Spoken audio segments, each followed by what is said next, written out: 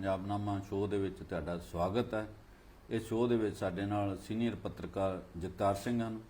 ਉਹਨਾਂ ਨਾਲ ਅਸੀਂ ਗੱਲ ਕਰਾਂਗੇ ਵੀ ਪੰਜਾਬ ਦੇ ਵਿੱਚ ਜਿਹੜਾ ਚਾਰਜ ਸ਼ੀਟ ਦਾਇਰ ਕਰਨ ਦਾ ਜਿਹੜਾ ਇਹਦੀ ਸ਼ੁਰੂਆਤ ਕਿੱਥੋਂ ਹੋਈ ਤੇ ਜਿਹੜੀ ਕੱਲ ਸੁਖਬੀਰ ਸਿੰਘ ਬਾਦਲ ਨੇ ਇੱਕ ਚਾਰਜ ਸ਼ੀਟ ਦਾਇਰ ਕੀਤੀ ਆ ਉਹਦੀ ਜ਼ਮੀਨੀ ਹਕੀਕਤ ਕੀ ਆ, ਉਹ ਕਿੱਧਰ ਨੂੰ ਜਿਹੜੀ ਪਿਛਲੇ ਸਮੇਂ 'ਚ ਕਾਂਗਰਸ ਪਾਰਟੀ ਨੇ ਇੱਕ ਚਾਰਜ ਸ਼ੀਟ ਵੀ ਦਾਇਰ ਕੀਤੀ ਸੀਗੀ ਜਾਂ ਚੋਣ ਮੈਨੀਫੈਸਟੋ ਬਣਾਇਆ ਸੀ, ਉਹ ਚਾਰਜ ਸ਼ੀਟ ਨੁਮਾ ਹੀ ਇੱਕ ਮੈਨੀਫੈਸਟੋ ਸੀਗਾ। ਇਹਦਾ ਇਤਿਹਾਸ ਕੀ ਹੈ ਤੇ ਇਹ ਜਿਹੜੀ ਕੱਲ ਜਿਹੜੀ ਸੁਖਬੀਰ ਬਾਦਲ ਹੋਣਾ ਚਾਰਜ ਸ਼ੀਟ ਕੀਤੀ ਇਹਦੀ ਅਹਿਮੀਅਤ ਕੀ ਹੈ ਜਗਤਾਰ ਜੀ?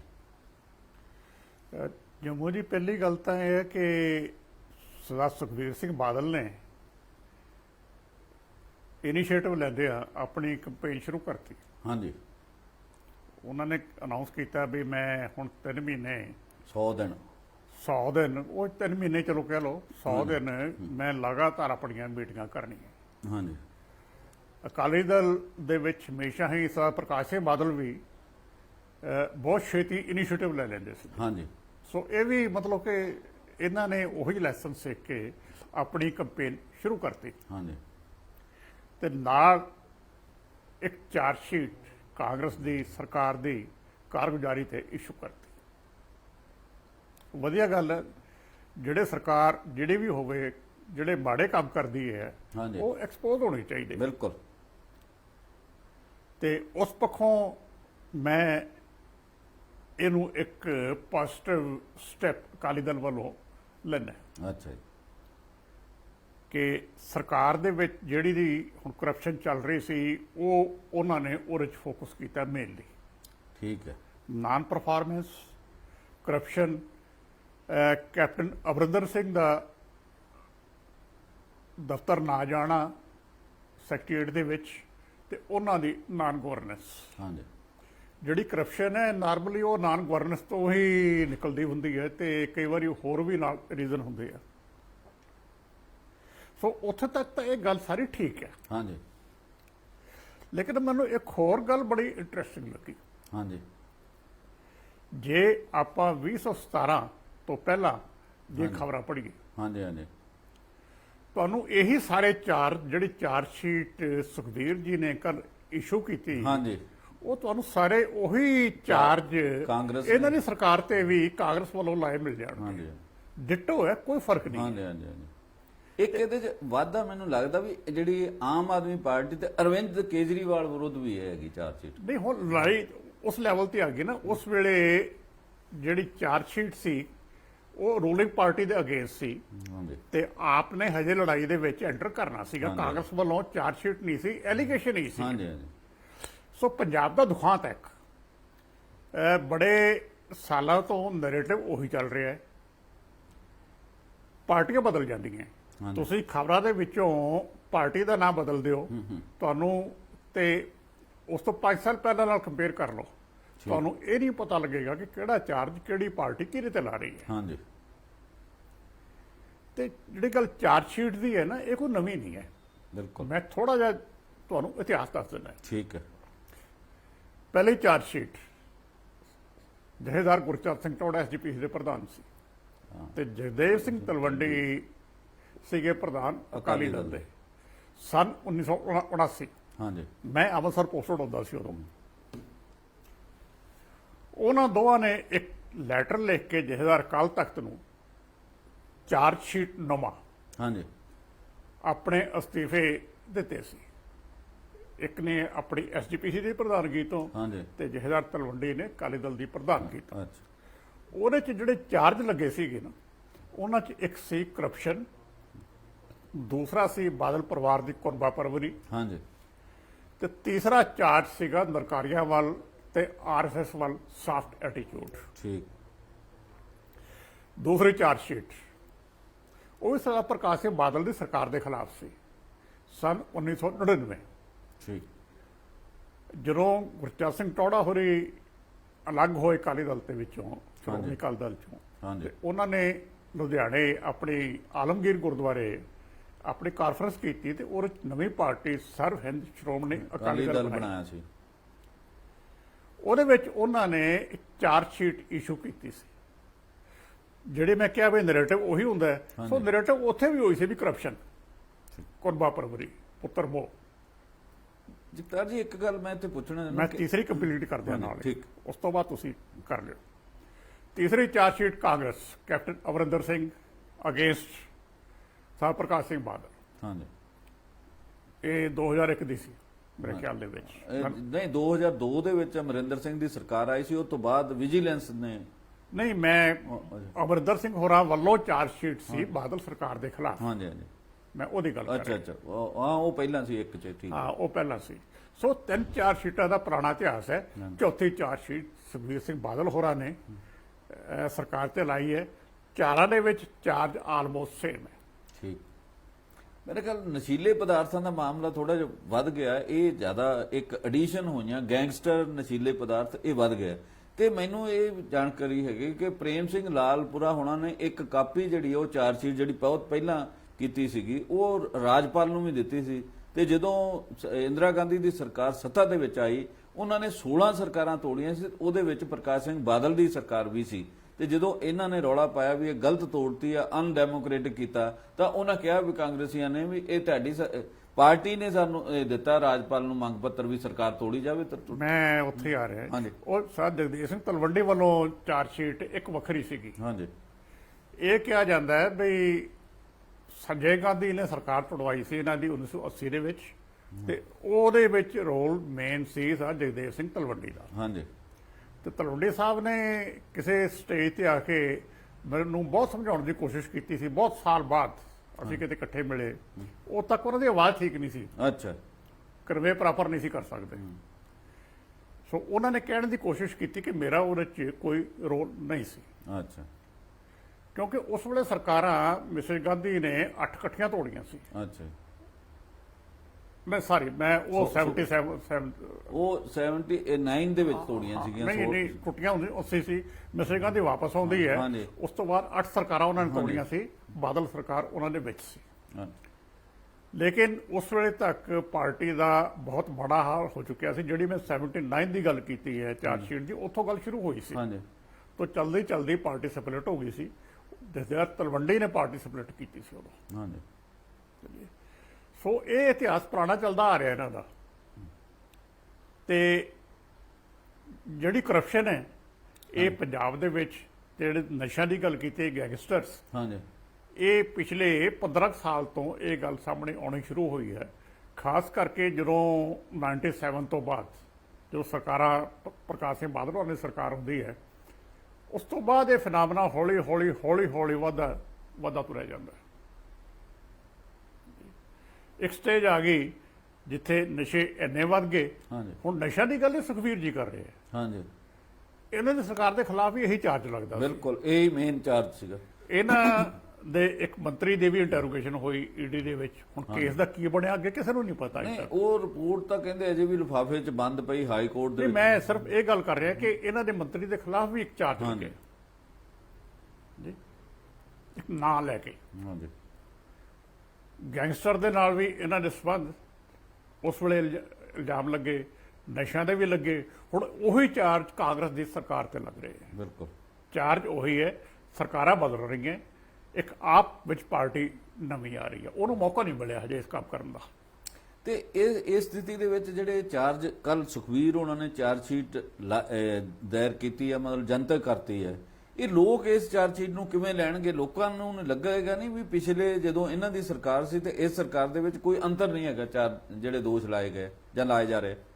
ਨਹੀਂ, ਲੋਕਾਂ ਨੂੰ ਤਾਂ ਹੁਣ ਸਮਝ ਆ ਗਈ ਹੈ। ਹੁਣ ਅੱਜ ਸੁਖਬੀਰ ਜੀ ਪਹਿਲੇ ਦਿਨ ਨਿਕਲੇ ਆਪਦੀ ਇਲੈਕਸ਼ਨ ਕੰਪੇਨ ਤੇ, ਜੀਰੇ ਤੋਂ ਸ਼ੁਰੂ ਕੀਤੀ ਹੈ, ਜੀਰੇ ਤੋਂ ਸ਼ੁਰੂ ਕੀਤੀ ਤੇ ਪਹਿਲੇ ਦਿਨ ਹੀ ਕਿਸਾਨਾਂ ਨੇ ਕਾਲੇ ਝੰਡੇ ਨਾਲ ਉਹਨਾਂ ਦਾ ਸਵਾਗਤ ਕਰਤਾ। ਬਿਲਕੁਲ।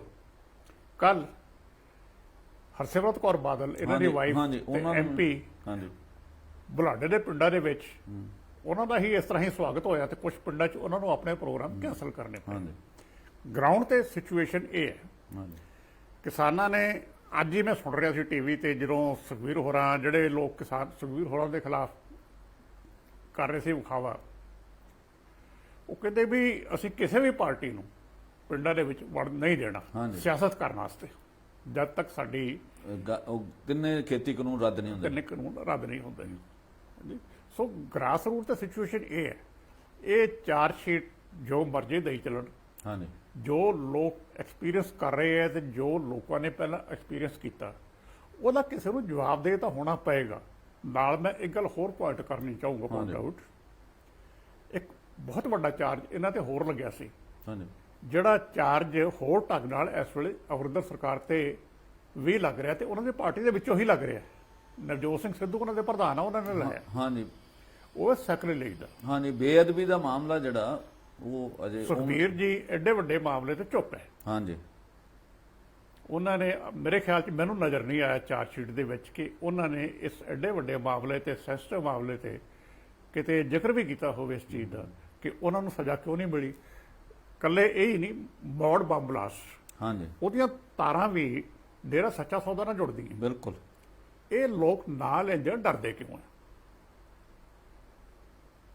ਜਿਹੜੇ ਇਸ਼ੂਜ਼ ਡੀਪ ਰੂਟਡ ਹੈ, ਹਾਂਜੀ ਜਿਨ੍ਹਾਂ ਨਾਲ ਪੰਜਾਬ ਦਾ ਭਵਿੱਖ ਜੁੜਿਆ ਹੋਇਆ ਹੈ, ਮੈਂ ਭਵਿੱਖ ਦੀ ਗੱਲ ਕਰਦਾ ਹਾਂਜੀ ਕਿਉਂਕਿ ਇਹ ਐਸੇ ਇਸ਼ੂ ਹੈ ਜਿਨ੍ਹਾਂ ਨਾਲ ਪੰਜਾਬ ਦੀ ਸਿਆਸਤ ਇਹਦੀ ਲਾਗ ਰਨ ਇਨਫਲੂਐਂਸ ਹੋ ਸਕਦੀ ਹੈ।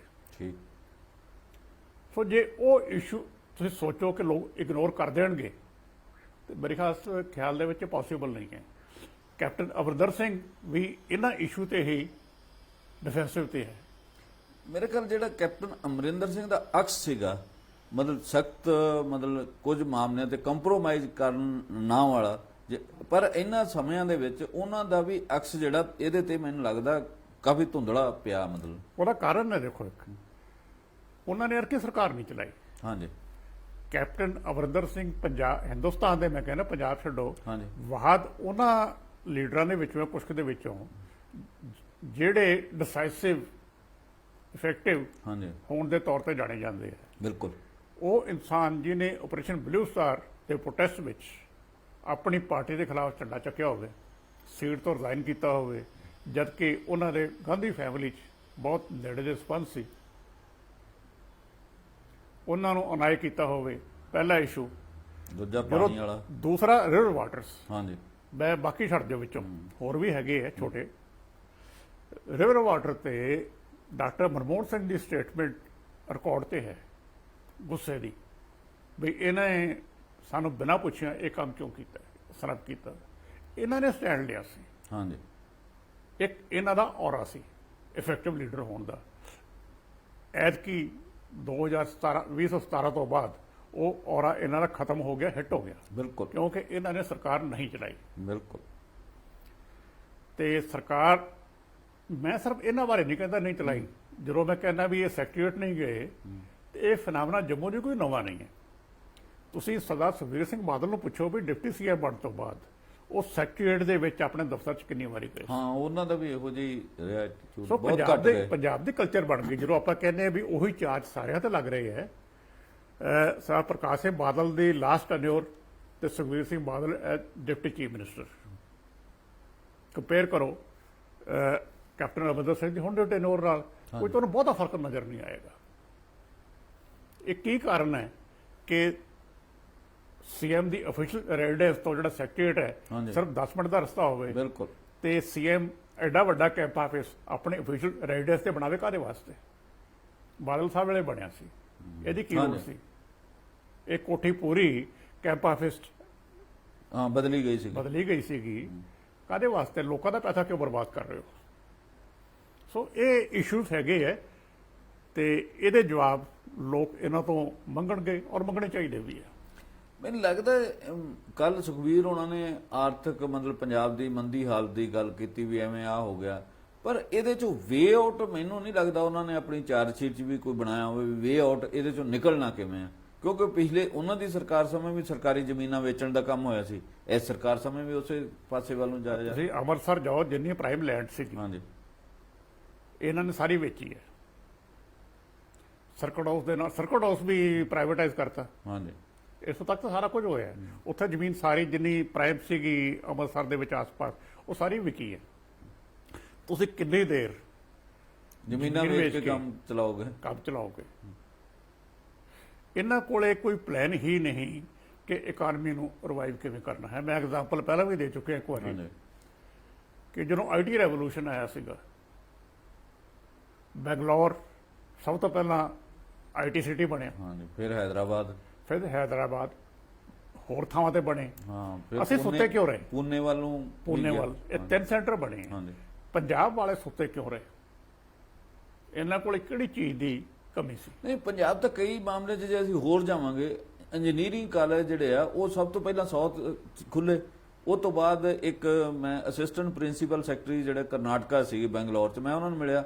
ਉਹ ਕਹਿੰਦੇ ਅਸੀਂ ਬਰਨਾਲੇ ਦੀ ਸਰਕਾਰ ਵੇਲੇ ਫੈਸਲਾ ਕੀਤਾ ਵੀ ਸਾਡਾ ਪੈਸਾ ਇਧਰ ਨੂੰ ਡਰੇਨ ਹੋ ਰਿਹਾ ਤੇ ਇਹਨੂੰ ਰੋਕਣ ਲਈ ਪੰਜਾਬ 'ਚ ਖੋਲੇ ਜਾਣੇ ਚਾਹੀਦੇ। ਯੈਸ, ਅਸੀਂ ਨਹੀਂ ਖੋਲਦੇ, ਜਦ ਕਿ ਸਾਡਾ ਇਤਿਹਾਸ ਹੈ ਕਿ ਪੁਰਾਣੇ ਮੈਡੀਕਲ ਕਾਲਜ ਅੰਮ੍ਰਿਤਸਰ, ਹਾਂਜੀ, ਪਟਿਆਲਾ, ਹਾਂਜੀ, ਹਾਂਜੀ, ਤੇ ਇੰਜੀਨੀਅਰਿੰਗ ਕਾਲਜ ਹਾਂਜੀ, ਹਾਂਜੀ, ਪੁਰਾਣੇ ਸੀ ਇੱਥੇ।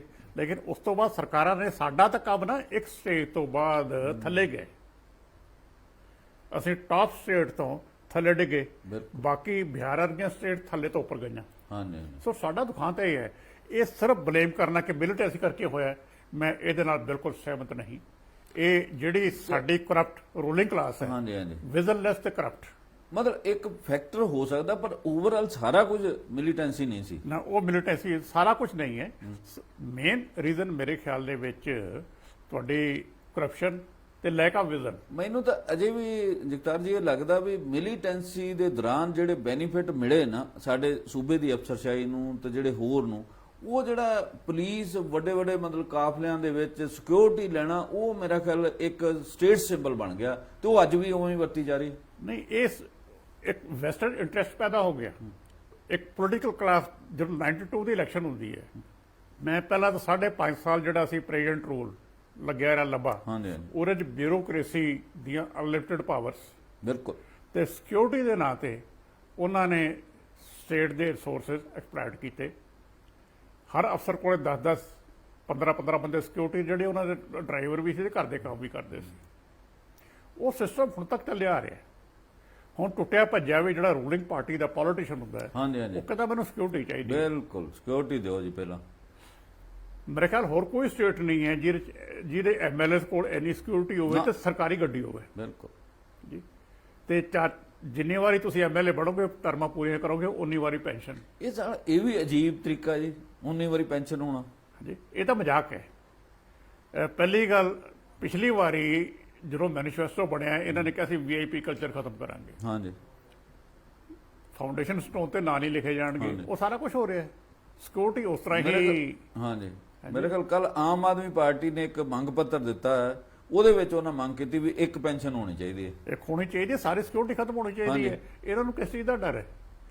ਹੁਣ ਮੈਂ ਤੁਹਾਡੇ ਨਵਜੋਤ ਸਿੱਧੂ ਵੀ ਦੇਖਦਾ ਹੁੰਦਾ ਵੀ ਇੰਨੀ ਸਿਕਿਉਰਿਟੀ ਲੈ ਕੇ ਘੁੰਮ ਰਹੇ ਹੈ। ਲੀਡਰ ਭਾਸ਼ਣ ਦਿੰਦਾ ਸਟੇਜ ਤੇ ਖੜ ਕੇ, 4 ਬੰਦੇ ਸਿਕਿਉਰਿਟੀ ਦੇ ਪਿੱਛੇ ਖੜੇ ਹੁੰਦੇ। ਉਹ ਡਰਨੇ ਕਿਉਂ ਖੜੇ ਕੀਤੇ ਇਹਨਾਂ ਲੋਕਾਂ ਨੇ?